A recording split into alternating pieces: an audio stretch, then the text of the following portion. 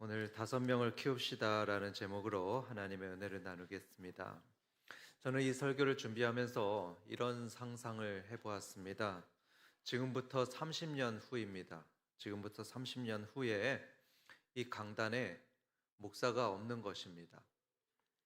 그때면 여러분의 자녀들과 손주들이 이 자리를 대부분 차지하겠죠? 그런데 강단에 목사가 없고요. 교회에 목사가 없는 것입니다. 목사가 없으니까 성찬도 또 세례도 집행할 수 없을 겁니다. 여러분이 소천했을 때에도 장례식을 인도할 목사가 없을 것입니다. 그러면 어쩌면 여러분의 자녀들이 서로 등을 떠밀지도 모릅니다. 야, 너가 장로니까 너가 설교해라. 야, 너가 권사니까 너가 성경 읽으면 되지. 에이, 그럴 리가 있겠습니까? 아니요, 그럴 수가 있습니다. 30년 후에는 그럴 수 있습니다. 지금도 이미 현실화가 되어가고 있습니다. 지난 20년 동안 우리나라의 신학생 수는 거의 반토막이 났습니다. 지금 모든 교회들이 부목사님 구하기가 굉장히 힘들어합니다. 어느 교단은 당장 13년 후에, 그러니까 2038년이죠. 그때면 절반 정도의 교회들이 담임 목사가 없을 거다, 이렇게 경고하고 있습니다. 그러면 아까 말씀드렸듯이 장례가 나더라도 목사가 없어서 말씀으로 위로받지 못하는 그런 상황이 벌어질 것입니다. 그래서 저와 당회는 지난 1년 동안 고민을 했습니다. 고민하고 한마음 한뜻이 되어서 앞으로 우리 교회는 10년 동안 5명의 목회자를 발굴하고 양성하겠다 결정했습니다. 지금까지는 목회자를 수급받기만 했다면, 외부로부터 수급받기만 했다면, 앞으로는 좀 더 적극적으로 우리가 키워내자, 이것입니다. 우리 주일학교 학생들 중에서 목사를 키워내자, 이것이죠. 10년 동안 5명을 말입니다. 이것이 바로 지난주에 말씀드렸던 비전 153의 5에 해당하는 부분입니다. 이에 관한 성경 말씀을 하나 보도록 하겠습니다. 오늘 본문인 28장, 마태복음 28장 19절 20절입니다. 제가 읽겠습니다. 그러므로 너희는 가서 모든 민족을 제자로 삼아 아버지와 아들과 성령의 이름으로 세례를 베풀고 내가 너희에게 분부한 모든 것을 가르쳐 지키게 하라. 이것은 지난주에 우리가 들었던 예수님의 대위임령입니다.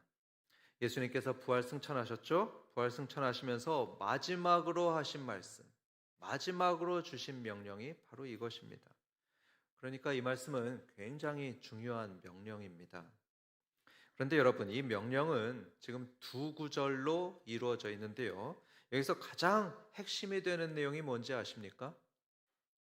자세히 보시면 여기에는 동사가 4개가 나오는 것을 볼 수 있는데요. 그 4개가 뭔지 한번 보십시오. 처음에 가서, 그리고 제자로 삼아, 세례를 베풀고, 가르쳐 지키게 하라, 이렇게 4개가 나오는 것을 봅니다. 그런데 여기서 가장 핵심이 되는 동사가 무엇인 것 같습니까? 가장 중요한 주 동사가 무엇인 것 같습니까? 한글 성경에서 보면 마지막에 있는 가르쳐 지키게 하라, 이것이 주동사로 보입니다. 그렇지 않습니까? 제일 중요한 말 같습니다. 그런데 헬라어 원문으로 보게 되면 그렇지 않습니다. 두 번째로 나오는 제자로 삼아, 이것이 주동사로 나와 있습니다. 이것만 원문에 보면 명령어로 되어 있습니다. 나머지 동사들은 이 가서, 세례를 주고, 가르쳐 지키게 해라, 이것은 이 주동사를 돕고 있는 수식어들입니다. 분사로 되어 있습니다. 그러니까 이 말씀은 이런 뜻이죠. 너희는 가서 제자를 삼고, 세례를 주어서 제자를 삼고, 가르쳐 지키게 해서 제자를 삼아라, 이런 말입니다. 그러니까 여러분, 제자 삼는 것이 부활하신 예수님이 마지막으로 우리에게 주신 가장 중요한 명령이고 가장 중요한 교회의 사명입니다. 지난 주일에 우리는 교회의 사명으로 영혼 구원에 대해서 들었습니다. 영혼 구원이 교회의 중요한 사명입니다. 그래서 앞으로 10년 동안 100명이 예수님 믿게 해서 세례를 받게 하자 이렇게 말씀드렸습니다.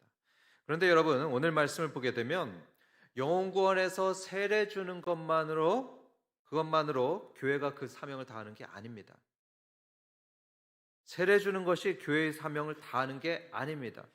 세례를 준 다음에 그를 가르쳐서 제자로 키우는 것까지, 거기까지가 교회의 사명입니다. 저는 이 부분에서 많은 고민을 했습니다. 이 제자 삼을 하는 주님의 명령을 교회가 어떻게 구체화할 수 있을까 고민했습니다. 어떻게 비전으로 만들까 고민했죠. 처음에는 이렇게 생각했습니다. 10년 동안 장로님 몇 분, 또 권사님 몇 분 세우는 그걸 목표로 삼아볼까? 비전으로 해볼까? 생각했습니다. 그렇지만 저는 곧 깨달았습니다. 아니야. 우리의 목표는 제자를 만들어야 되는 것이지 직분자를 세우는 건 아니야. 이렇게 생각하게 되었습니다. 좀 더 근본적인 질문을 해보겠습니다. 그렇다면 여러분, 제자란 무엇일까요? 제자란 무엇일까? 성경에서 말씀하는 제자는 단순히 성경 지식이 많은 사람이 제자가 아닙니다. 성경을 많이 배워서 백과사전처럼 머리에 성경 지식을 막 쌓아둔 사람, 그런 사람이 제자라 하지 않습니다.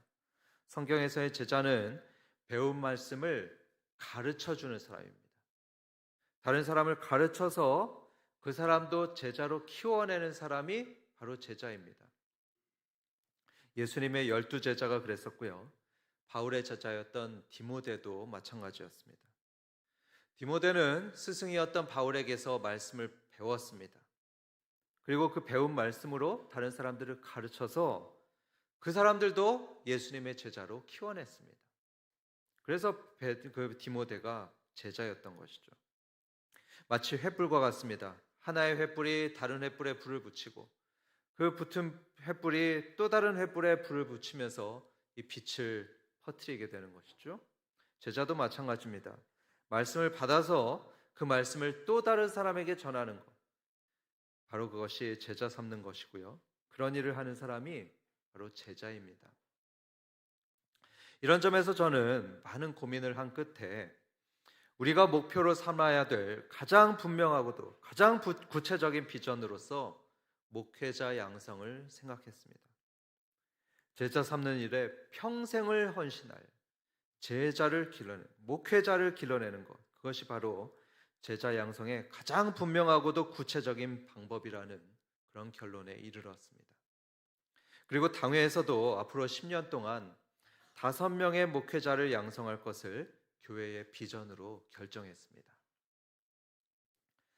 이에 해당하는 실제적인 사례가 하나 있습니다. 40여 년 전이었습니다. 그때 한 교회 대학부에서는 이런 모토를 가지고 있었습니다. 우리 앞으로 11조를 드리듯이 10명 중에 1명은 목사나 선교사가 됩시다. 이런 모토가 있었습니다. 참고로 한진환 목사님 아시죠? 올 초에 오셨던 한진환 목사님 계시는데 그분이 이 대학부의 전도사님이었습니다. 그 결과로 정말로 한 기수에서 3명의 목사님들이 나왔다고 합니다.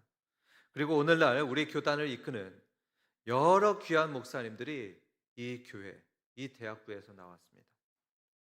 신대원 원장이셨던 최승락 교수님도 바로 이 대학부 출신입니다. 이처럼 한 교회가 목회자 양성에 헌신했을 때 우리 교단에 큰 변화가 있었습니다. 우리 한박교회도 그런 교회가 될 수 있기를 주님의 이름으로 축원합니다. 혹시 이런 생각이 드실 수 있습니다. 우리 아이가 공부도 참 잘하고 똑똑한데 목사가 되면은 아까운 것 아닌가? 세상에서 성공할 수도 있는데 굳이 목회의 길을 힘들게 갈 필요가 있을까? 혹시 이런 생각을 하시는 분 계시다면 2가지를 여러분에게 말씀드리고 싶습니다. 첫 번째로는 만약에 여러분의 아이가 정말로 훌륭하다면 더더욱 하나님께 드려야 되는 것입니다. 여러분 그렇지 않습니까? 하나님께는 더 좋은 것, 더 훌륭한 것을 드려야지 그렇지 않은 걸 드린다면 그건 안 되는 것입니다. 저는 이 점에 있어서 참 슬프고 비통하다는 생각이 듭니다. 이전에는요, 뛰어난 사람들이 목회자가 되곤 했었습니다. 사도 바울이 그랬었습니다. 사도 바울은 당시 로마 사회에서 상위 1%에 드는 정말 뛰어난 가문에다가 최고의 교육을 받았던 엘리트였습니다. 그런데 그는 사도가 되고 목회자가 되고 선교사가 되었습니다. 빌립보서 3장에 그렇게 나옵니다. 옛날에 우리 교단의 어른들은 이랬다고 합니다. 주일학교에서 정말 똑똑하고 신앙이 좋은 애를 보면 야, 너 목사가 되라 이랬답니다. 그런데 3, 40년 전부터는 이런 말이 종종 들리게 됩니다. 공부 못하는 애들이 신학과를 간다. 사업에 실패하니까 하나님의 일을 하러 간다. 참 슬프고 비통한 일이 아닐 수 없습니다. 여러분, 하나님께는 좋은 것을 드려야 될 줄 믿습니다. 그래서 성경을 보면요, 예물을 드릴 때는요, 첫 수확물을 드렸습니다. 그리고 사람으로는 맏아들을 드렸었습니다. 그러니까 우리도 잘 나갈 때 헌신하고 또 드릴 때는 더 좋은 것을 드려야지, 반대로 쓸모없는 것을 드리거나 남는 시간을 드려서는 안 됩니다. 그것은 하나님을 경시하는 태도입니다. 그래서 여러분의 자녀가 정말로 탁월하고 어딜 내놔도 잘할 애다 그러면요, 더더욱 하나님께서 쓰시길 소망하시길 바랍니다. 두 번째로 목회의 길에 대해서 설명드리겠는데요. 목회의 길은 정말로 의미 있는 길이다. 이것을 말씀드리고 싶습니다. 목회의 길은 정말 의미 있는 길입니다. 여러분, 세상에서 성공하는 것도 좋지만 그보다도 더 가치 있고 더 행복한 길이 바로 목회자의 길입니다. 그렇기 때문에 여러분의 귀한 자녀가 목사가 되는 것은 전혀 아깝지 않은 선택이 될 것으로 확신합니다. 특별히 목사는 영혼을 살리는 사람입니다. 영혼을 살리는 의사라고 할 수 있습니다. 여러분, 만약에 여러분의 자녀가 공부를 너무너무 잘한다고 해보십시오. 너무너무 공부를 잘해서 의사가 되겠다고 말하는데요. 야, 너 성적이 아깝다. 너 다른 길을 선택하지 그러냐? 이러실 부모가 있을까요? 아마 아무도 없을 겁니다. 그런데 여러분, 목사도 역시 의사입니다. 영혼을 살리는 의사입니다. 그러니까 이 귀한 일을 여러분의 아들이 하려고 한다면 격려해 줘야 됩니다.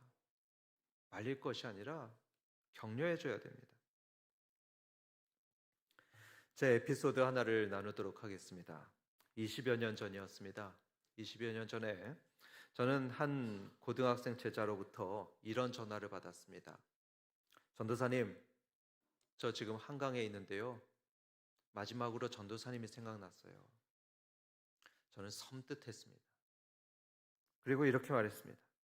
야, 너 거기 가만히 있어. 너 무슨 일인데 그래? 그리고 한참을 얘기했습니다. 다행히 그 학생은 뜻을 거두었습니다. 그리고 꿋꿋이 용기를 내어서 계속 살아갔습니다. 저는 그때만 생각하면 제가 목회자가 된 것이 정말 감사하다는 생각을 하곤 합니다. 제가 목회자가 된 덕분에 한 생명을 살렸던 것입니다. 목사가 되면 이런 일들이 참 많이 있습니다. 성도님들께서 제가 드리는 말에 위로들을 받습니다. 설교를 듣고 삶이 변하십니다. 겨우 한마디 말씀을 권했을 뿐인데, 한마디 말만 권했을 뿐인데 그 한마디 말을 들으시고 헌신하십니다. 발벗고 선행을 하십니다. 착한 일을 하십니다. 그럴 때 저는 마치 기적을 보는 것 같다는 그런 생각을 종종 합니다. 때로는 찾아오셔서 기도를 부탁하시는 분들이 계십니다. 그러면 저는 그분의 손을 잡아드립니다. 손을 잡고 기도하는데요. 그러면 너무 고마워하십니다. 너무 고마워하시면서 때로는 눈물까지도 흘리십니다. 그러면 저는 항상 이런 생각을 합니다. 야, 내가 뭐라고 저러시나? 내가 뭐라고? 나는 그저 기도했을 뿐인데 저렇게 고마워하시는구나. 여러분, 당연한 말씀이지만 제가 뭐 대단한 게 있어서 그런 거 아닙니다. 저는 아무것도 아닌 사람입니다. 정말 아무것도 아닌 사람입니다. 그런데도 제가 영향력이 있는 이유는 오직 하나님의 권위 때문입니다. 하나님의 권위 때문에 그렇습니다. 목사는 크고 높으신 이 하나님의 말씀을 맡은 사람이기 때문에, 그래서 성도님들은 목사에게서 권위를 느끼고 위로를 느끼는 것이죠. 목사는 그런 사람입니다. 하나님의 말씀으로 죽은 영혼들을 살려주고 위로하고 회복시키는 사람입니다. 영혼의 교육자고요, 상담가고요, 의사입니다. 물론 쉬운 일은 아닙니다. 여러분 다 아시듯이 쉽지 않은 이 길이 이 목사의 길입니다. 그러나 누구보다도 의미 있는 인생을 사는 것도 목사입니다. 그래서 저는 우리 교회 자녀들 중에서 의사도 많이 나오고 학자도 많이 나오면 좋겠습니다. 각 방면에서 이런 탁월한 인재들이 우리 가운데서 많이 나오면 좋겠습니다. 그런데 목사도 많이 나오면 좋겠습니다. 목사도 많이 나와서 하나님이 기뻐하시는 일 많이 하면 좋겠습니다. 그런데 중요한 것 한 가지를 말씀드리겠습니다. 이 목사는 아무나 돼서는 안 됩니다. 아무나 되는 것이 아닙니다. 목사가 되려는 사람은 반드시 두 가지를 갖추고 있어야 됩니다. 첫 번째로는 소명을 가져야 됩니다. 하나님께서 자신을 목사로 부르셨다는 그런 확신이 있어야 됩니다. 소명의식이 있어야 되는 것입니다. 여러분, 다른 직업은 어떻습니까? 재능이 있고 또 노력만 하면 다 될 수 있습니다. 공부를 열심히 하면 의사가 될 수 있죠. 운동을 열심히 하면 선수가 될 수 있습니다. 그러나 목사는 다릅니다. 아무리 머리가 좋고 아무리 말을 잘한다고 해도 하나님의 부르심이 없다면 목사가 될 수 없습니다. 아니, 되면 안 됩니다. 성경을 보시면 모세가 그렇게 하나님의 부르심을 받았죠. 하나님의 부르심을 받고 사역을 시작했습니다. 이사야 선지자도 그랬고 바울도 마찬가지입니다. 하나님께서 부르셨기 때문에 그들은 말씀을 전하는 그런 사역을 했습니다. 그 일에는 환난도 따랐습니다. 시련이 왔습니다. 극심한 가난도 있었고 심지어 죽음의 위협까지도 있었습니다. 하지만 그들은 그 모든 어려움들을 극복하고 믿음을 지켰는데요. 그 중요한 이유가 무엇이었냐? 그것은 하나님의 부르심 때문이었습니다. 하나님께서 나를 부르셨다. 하나님께서 나를 부르셔서 이 일을 맡기셨다. 이런 거룩한 소명의식, 그런 확신이 있었기 때문에 이들은 인내했습니다. 그리고 하나님 나라의 일을 감당했습니다. 목사도 마찬가지입니다. 하나님의 부르심이 있어야 됩니다. 내가 하고 싶다고 하는 거 아니고요. 부모님이 원한다고 하는 것도 아닙니다. 하나님께서 너는 목사가 되라 이렇게 말씀해야지 하는 것입니다. 이런 소명이 있을 때, 이런 소명의식이 있을 때 그는 어떤 고난과 시험도 이겨낼 수 있습니다. 목사의 삶을 살아나갈 수 있습니다. 두 번째로, 목사가 되기 위해서는 구령의 열정이 있어야 됩니다. 구령의 열정. 다시 말해서 죽어가는 영혼을 구원하려는 열정이 있어야 됩니다. 바울이 그런 사람이었습니다. 로마서 9장 2절과 3절을 보게 되면 그는 이렇게 말을 했습니다. 자기는 구원받지 못한 사람, 그 형제 친척들을 생각할 때면 너무 고통스럽다고 합니다. 그 구원받지 못한 친척을 생각하면 가슴이 찢어졌다고 합니다. 그들을 위해서는 내가 저주를 받아도 좋다, 이 정도도 말을 했습니다. 이런 구령의 열정을 목사는 가져야 됩니다. 지옥에 갈 사람들을 보면 마음이 아파야 되죠. 그들을 구원하고자 하는 그런 간절한 마음이 있어야 됩니다. 그래서 우리는 이렇게 결단을 했습니다. 앞으로 10년 동안 그저 공부 잘하는 학생들, 그 학생들을 찾는 게 아닙니다. 그보다는 하나님의 부르심을 받은 학생, 구령의 열정이 있는 학생을 5명을 찾는 것입니다. 즉, 소명과 열정을 가진 5명의 학생을 찾습니다. 그리고 그런 학생을 발견하면 힘을 다해서 양성할 것입니다. 기도로 후원해주고, 재정으로 돕고, 멘토링으로 세워줄 것입니다. 여러분, 이 일을 위해서 우리 한박교회는 무엇을 해야 될까요? 여러분은 무엇을 해야 되겠습니까? 먼저 부모님들께 말씀드리겠습니다. 여러분의 자녀에게 목회자의 꿈을 허락해 주시기 바랍니다. 만약에 여러분의 자녀가 목사가 되겠다고 말을 하면 너 정말 영광스러운 길을 가는 거다, 이러면서 격려해 주시기 바랍니다. 다음으로 주일학교 선생님들께 말씀드립니다. 여러분의 학생들을 기대감을 가지고 가르쳐 주시기 바랍니다. 여러분이 가르치는 학생들 중에 목회자가 나올 수 있다는 그런 기대감을 가지고 지도해 주시는 것입니다. 유명한 일화가 하나 있는데요. 1850년대에 보스턴의 한 주일학교 교사가 있었습니다. 그 주일학교 교사가 하루는 구두방에서 일하고 있는 자기 반 학생을 찾아갔습니다. 찾아가서 성경을 가르쳐 줬답니다. 그러자 그 학생은 예수님을 믿게 되었고 훗날 미국과 온 유럽을 뒤흔드는 세계적인 복음 전도자가 되었는데요. 그분이 바로 그 유명한 무디 목사님입니다. 적어도 수백만 명의 사람들이 이 무디 목사님의 설교와 사역으로 새로운 삶을 살게 되었다고 하죠. 주일학교 교사이신 여러분도 그러실 수 있습니다. 여러분이 가르치는 학생 중에도 그런 목사가 나올 수 있습니다. 그렇기 때문에 여러분의 학생들에게 정성껏 말씀을 가르쳐 주시고요. 기대감을 가지고 지도해 주시기 바랍니다. 마지막으로 모든 성도님들께 말씀드립니다. 목회자를 존경하는 문화를 만들어 주시기 바랍니다. 지금도 이미 그렇게 해주시는데 더욱더 그렇게 해주시면 좋겠습니다. 그리고 우리 교회에서 5명의 훌륭한 목사가 양성될 수 있도록 기도해 주시기 바랍니다. 이제 결론을 맺겠습니다. 20년 후의 모습을 한번 그려보겠습니다.